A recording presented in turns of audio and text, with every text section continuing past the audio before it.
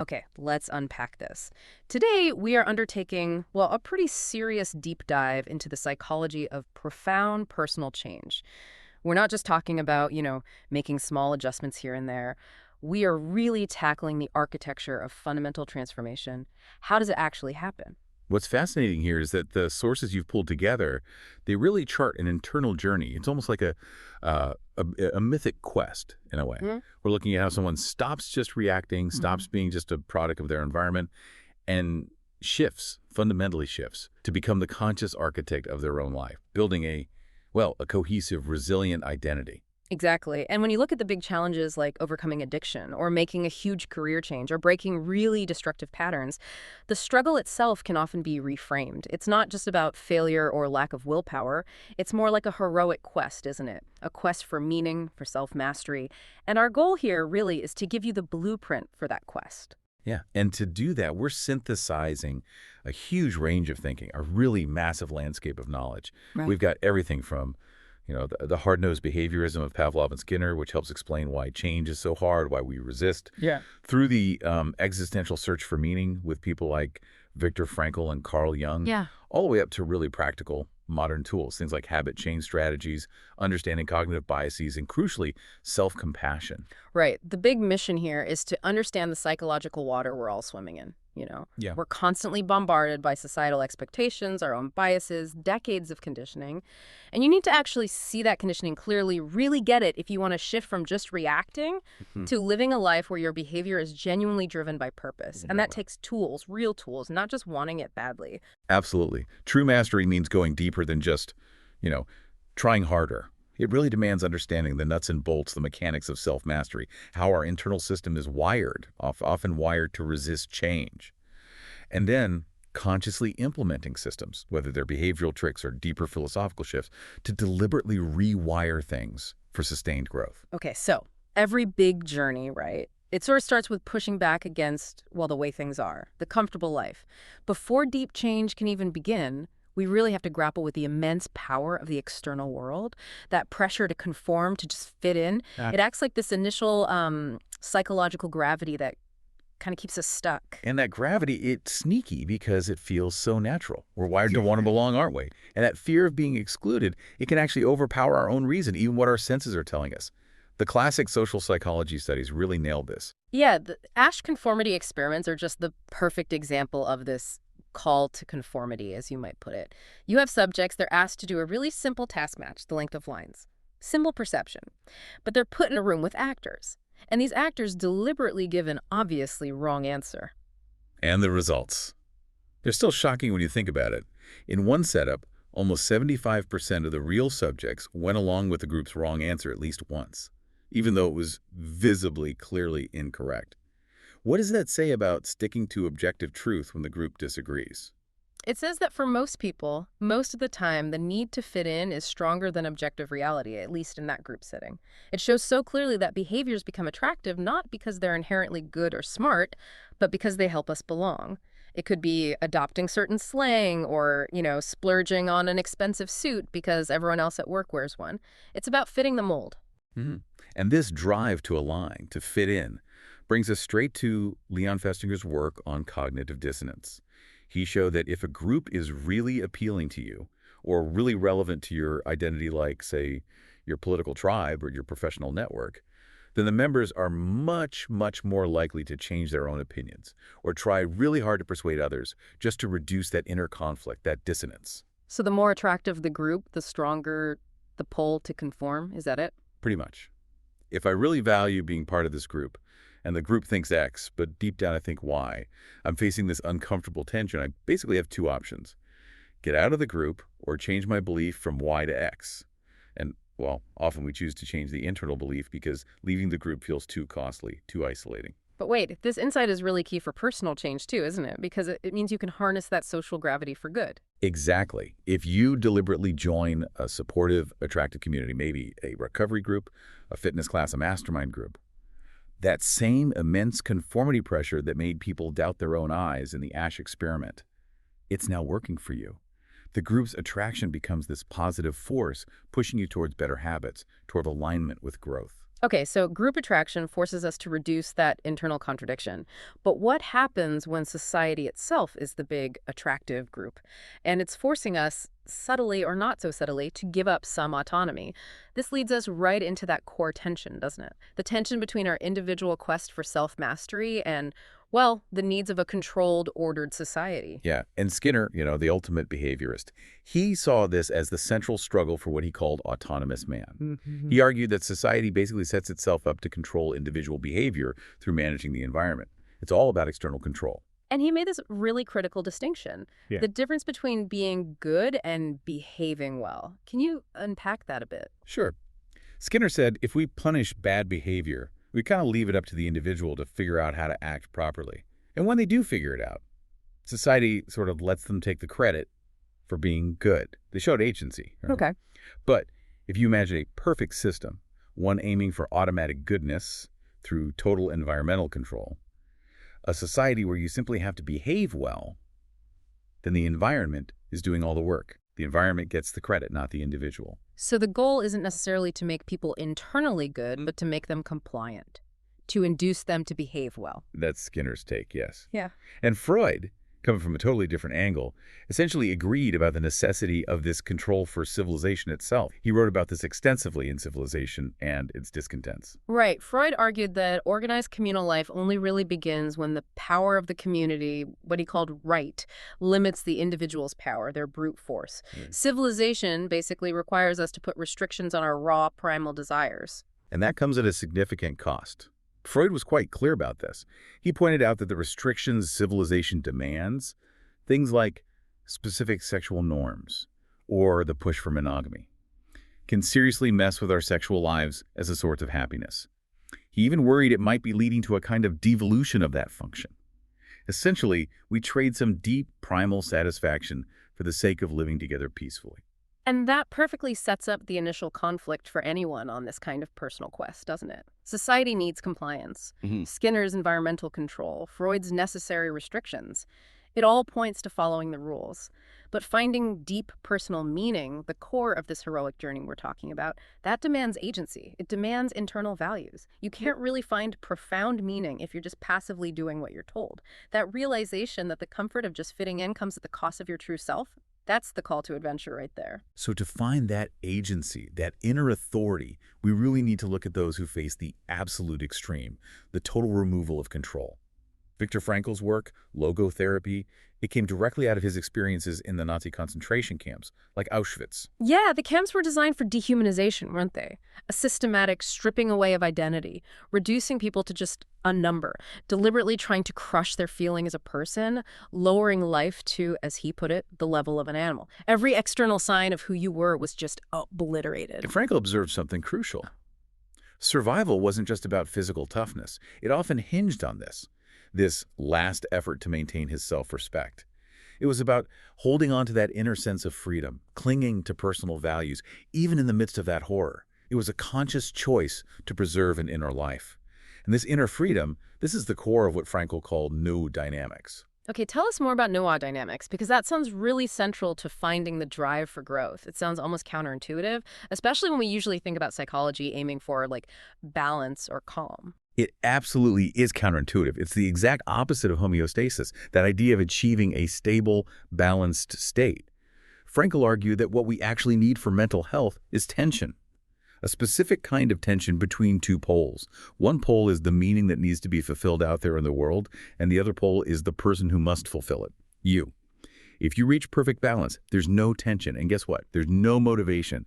This gap, this tension between who you are now and who you feel called to become, that's the power source for the whole quest. Wow, okay, so that dynamic tension is the fuel for the journey, the drive to grow. So if we take that profound insight from the absolute extremity of the camps and bring it into everyday life, how do we consciously build that resilient, proactive identity? How do we choose to embrace that tension? Well, one fundamental tool is mindset.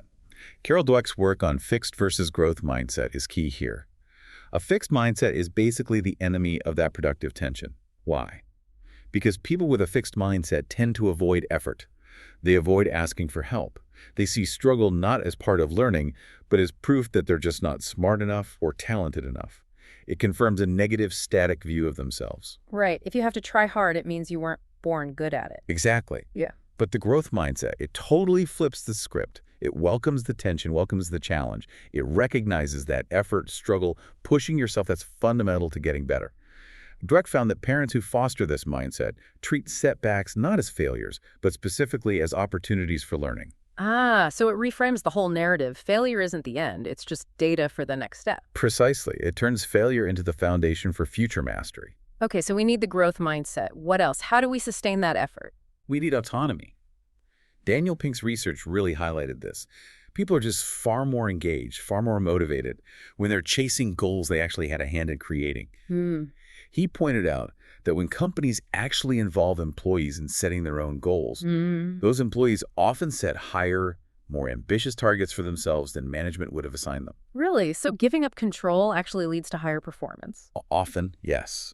Autonomy isn't just about feeling good. It unlocks a deeper level of commitment and frequently higher achievement. That makes sense. That pursuit of higher aims, it connects right into self-regulation, doesn't it? And finding meaning in what we do. Which brings us to Csikszentmihalyi and his work on flow. He argued that the core function of our consciousness is to process information, evaluate it, and then act on it. But if we fail to control that consciousness, especially, say, when we're alone with our thoughts, we lack discipline, as he put it. The mind just drifts into entropy. And if that lack of internal discipline continues, what's the result?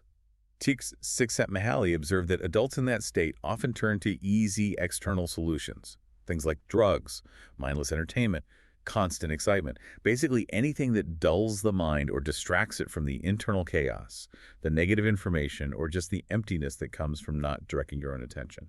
So they're seeking external fixes for an internal problem of unfocused consciousness. Exactly. So flow, that state of being completely absorbed in a challenging activity, it isn't just a pleasant feeling. It's actually a form of highly disciplined self-regulation. It's the skill, the habit of constantly finding challenges that perfectly match and stretch your abilities. Right, that sweet spot between boredom and anxiety. Precisely. And Csikszentmihalyi made a really interesting point about competition, too. He said competition is only really enjoyable, only contributes to flow when it's seen as a means to perfect your skills. Not when the goal is simply to beat the other person. The ultimate focus has to remain on internal mastery, on that intentional daily cultivation of productive tension. Okay, but even with the right mindset, autonomy, and aiming for flow, the heroic quest inevitably runs into a massive roadblock, our own unconscious wiring. When we try to change those deep-seated patterns, habits, addictions, ingrained emotional reactions, we're not just fighting our conscious thoughts, we're up against really deep conditioning. And this is where Pavlov's work on conditioned reflexes becomes incredibly relevant, surprisingly so. Yeah, it's where the conscious aspiration meets the unconscious beast, so to speak. Pavlov didn't just discover dogs salivating. He meticulously documented what he called the passive defense reflex. Yeah. This is basically a form of inhibition. It often manifests as freezing, withdrawing, becoming motionless. And it gets triggered by stimuli that are unfamiliar, powerful, potentially threatening. It's the nervous system hitting the brakes out of fear or overwhelm. Okay, so that's like the neurological basis for resistance or getting stuck. In many ways, yes. And what's really crucial, especially for profound change, is how trauma affects this system. Pavlov found that prior trauma, who used the example of dogs who survived a severe flood in the lab, could create a chronic pathological state in the nervous system. In this state, stimuli that were previously mild or neutral could suddenly trigger that deep, widespread inhibition. Wow, so the memory of the threat literally rewired their nervous system, made them hypersensitive and prone to shutting down. Exactly. It made them hyper-inhibitable, much more resistant to new learning or positive conditioning. And translating that from Pavlov's dogs to us, that's huge. It suggests that overcoming really deep-rooted behaviors, especially those linked to past trauma or intense stress, might require more than just willpower or positive thinking. It might need interventions that actually work on the nervous system itself at that reflex level. Pavlov himself suggested methods for this. He talked about using specific techniques, like carefully timed, short-delayed reinforcement to sort of regenerate a weakened or inhibited reflex, basically trying to rewire the response pattern, moving from that slow, effortful, inhibited state back towards a quicker, more automatic, positive response. So in human terms, that could look like certain types of therapy, maybe exposure therapy. It could. or even just strategically engineering small, quick wins, things that give immediate positive feedback for the new behavior.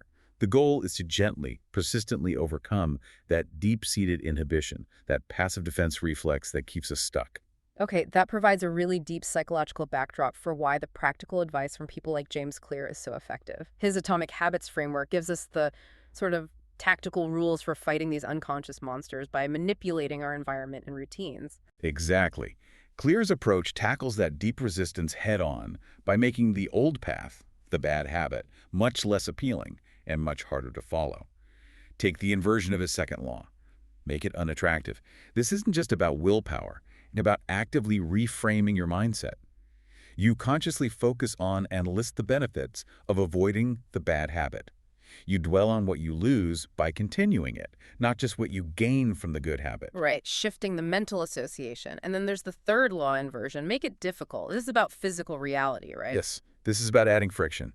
You intentionally increase the number of steps, the physical effort required to perform the bad habit. Like if you want to watch less TV, maybe you unplug it and put the remote in another room. Precisely. Or if you struggle with online shopping, delete saved credit card info. Increase the hassle factor between the impulse and the action. And that's where commitment devices fit in too, isn't it? Absolutely. Commitment devices are brilliant.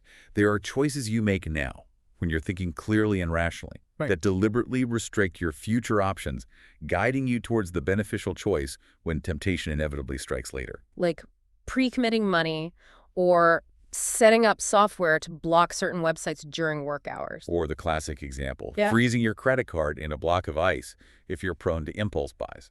It forces a delay, adds friction, and lets the impulse pass. Okay, and the last inversion, make it unsatisfying.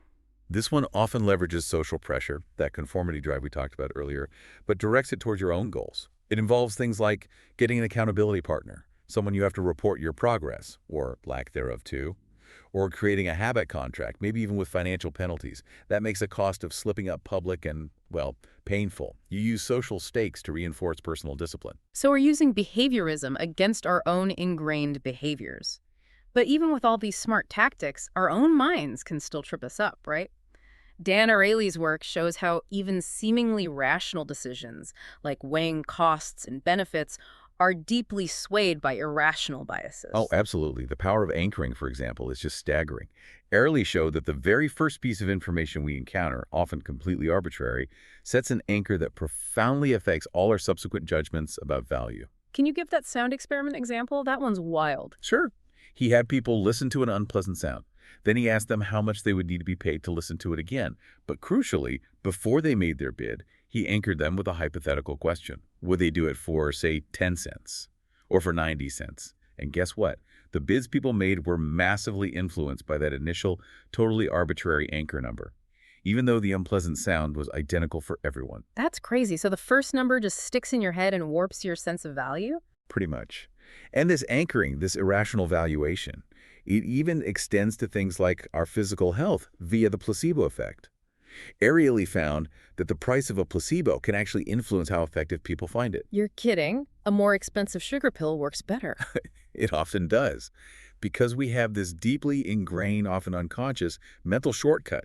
Expensive equals quality, expensive equals effective. So even if someone gets a discounted energy drink or placebo pill, their unconscious reaction to the lower price can actually make it seem less potent and therefore be less effective for them. Unless they consciously reflect on it, right? He found that. Yes, if people consciously considered the price-quality link, the effect lessened. But the default is often this unconscious bias. Okay, so this is huge. It means even our perception of whether a treatment or a supplement or maybe even a therapy approach works for us can be irrationally skewed by things like price or initial framing. It really highlights that the path to change isn't just about behavior modification, it's also this intellectual quest, isn't it? A quest to see through our own mental shortcuts, our conditioned evaluations, the cognitive traps that keep us anchored to old patterns. So after navigating the behavioral challenges and the cognitive biases, the final stage of this heroic quest, if you will, is about integration. It's about achieving psychological wholeness. This is where we move from just changing actions to transforming identity. And Carl Jung's concept of individuation is central here. Right. Jung talked about individuation as becoming your whole authentic self. How did he see psychological problems fitting into that? Well, Jung often saw psychological disturbances. He used examples like sexual conflicts making neuroses worse as symptoms of a deeper issue, a maladaptation of consciousness. Basically, we get stuck or suffer because we fail to understand how the world around us, or our inner world, has changed. We haven't figured out the new psychological attitude needed to adapt to our current reality. Okay, so it's a failure to update our internal map. In a sense, yes. Mhm. And Jung used the mandala as this powerful symbol for psychic wholeness. He called it the rotundum, the round original form of the soul. It represents the totality of the self. But here's the really difficult part, the part that requires courage. Achieving that wholeness means recognizing and integrating all parts of yourself, especially the parts you don't like, the shadow aspects. That sounds crucial. It's not about cutting off the bad parts, is it? Not at all. Jung used the imagery of, say, a black snake, representing something negative or unfavorable, initially being outside the symbolic circle of the mandala. True wholeness, true individuation, requires bringing that snake inside the circle, assimilating it, accepting it as part of the complete picture of who you are. You can't achieve wholeness by pretending parts of you don't exist. That need for a sense of completeness, a coherent structure, seems fundamental. Oliver Sacks observed something similar, didn't he? He did. He wrote about a patient, Rebecca, whose neurological condition meant she lacked a sense of inner structure or schema. And she described this terrifying feeling that she would literally unravel without some kind of external design or pattern in her life. It just highlights how vital having a narrative structure like the hero's journey we're implicitly tracing is for basic psychological coherence. We need a story that holds us together. That feeling of unraveling, that's so close to the experience of deep shame, isn't it? When we mess up, especially when trying to change, shame feels like disintegrating. Which brings us to Kristen Neff's work on self-compassion. That seems like the necessary antidote here. It really is. Neff explains that shame is particularly destructive because it happens when we confuse our behavior with our identity. We don't just think, I made a mistake. We think, I am a mistake, or I am fundamentally flawed, I am worthless.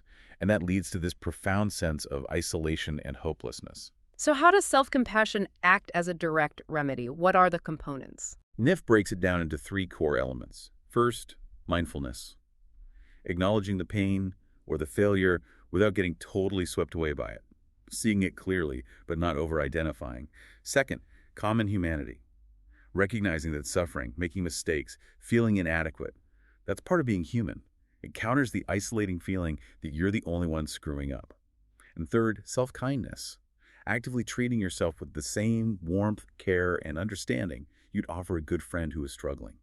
Feeling worthy despite the imperfection. And it's not just about being passively nice to yourself, right? Neff talks about fierce self-compassion too. Yes, that's crucial. It's not self-pity or letting yourself off the hook. She describes actively adopting a posture of strength and determination, looking reality in the eye and stating the truth with conviction, like, I clearly see the truth of what's happening here. It's a protective, motivating stance. It's the kindness that gives you the courage to face challenges and keep going, even after setbacks. Okay, so Jung gives us the goal, integrate the psyche.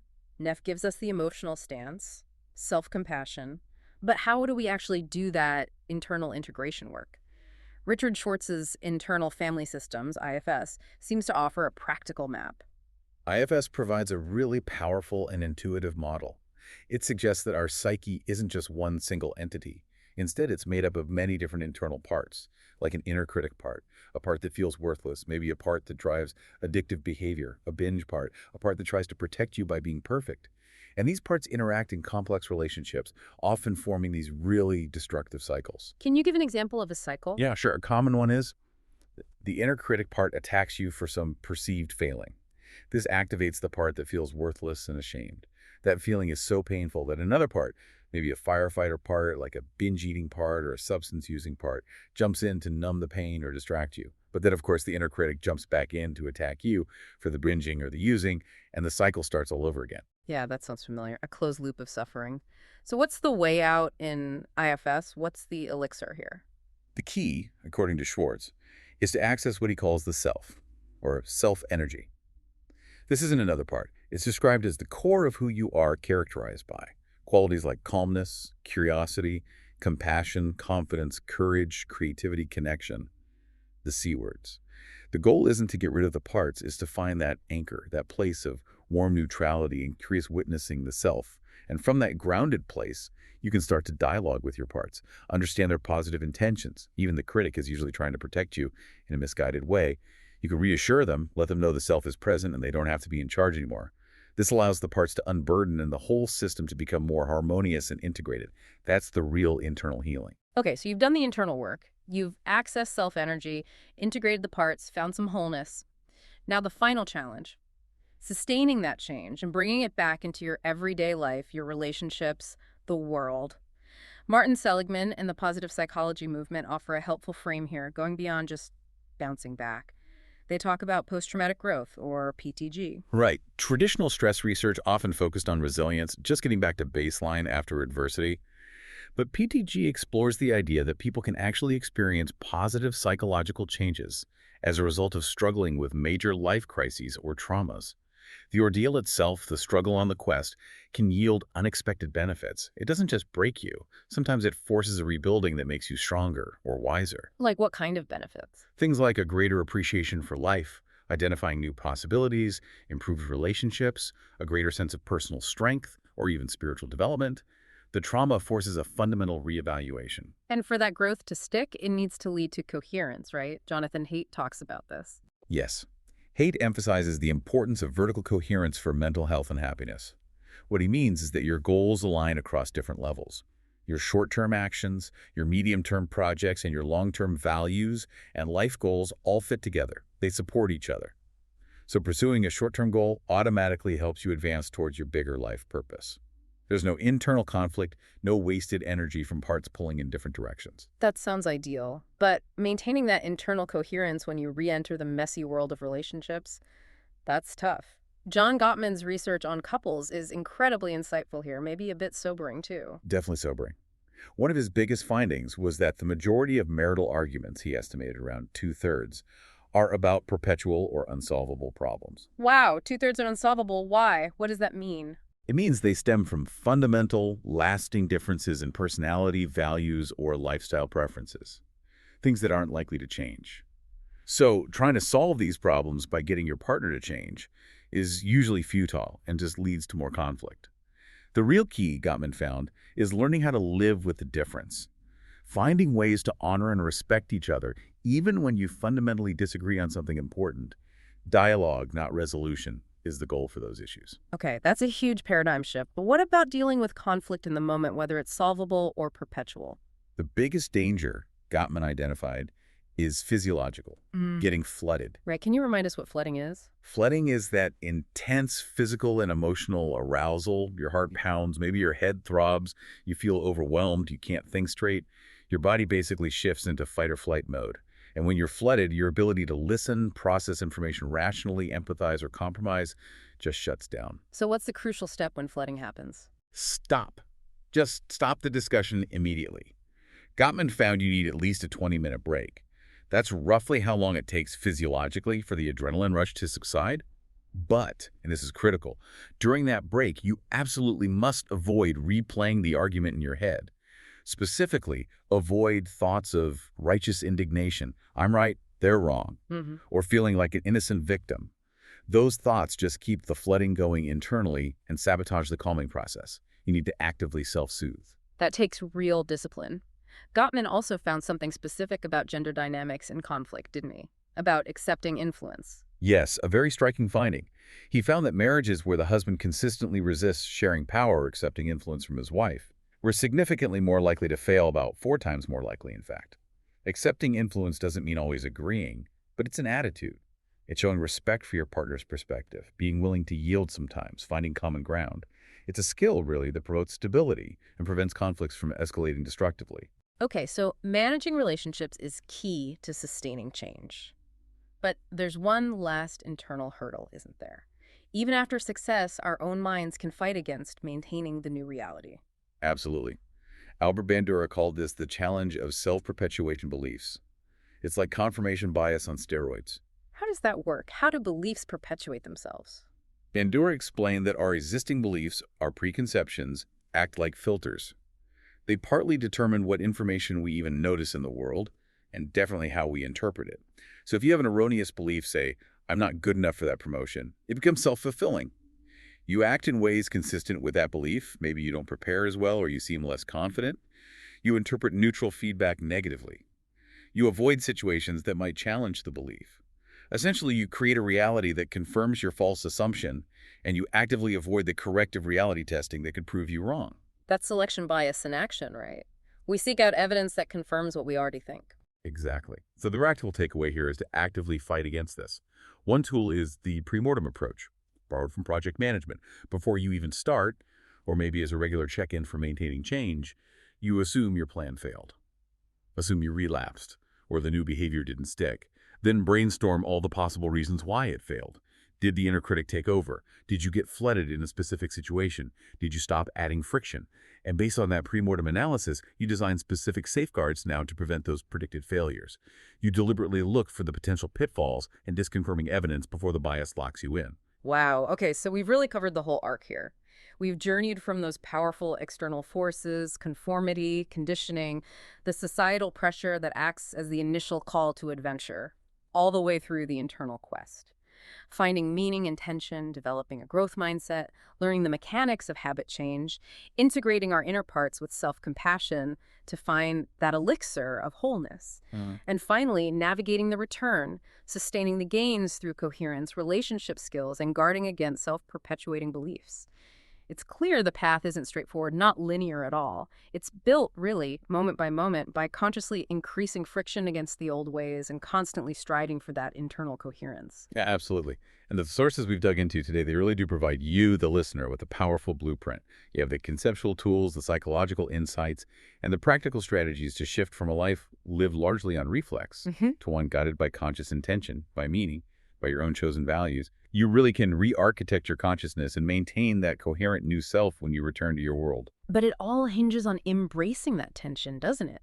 Accepting that profound change requires discipline, requires facing struggle and even pain as necessary parts of growth. It's not about finding a perfect environment that makes it easy, as Skinner might have warned. That just takes away your agency. You have to accept the tension as the very source of meaning. And that very tension raises one final, maybe provocative thought for you to chew on.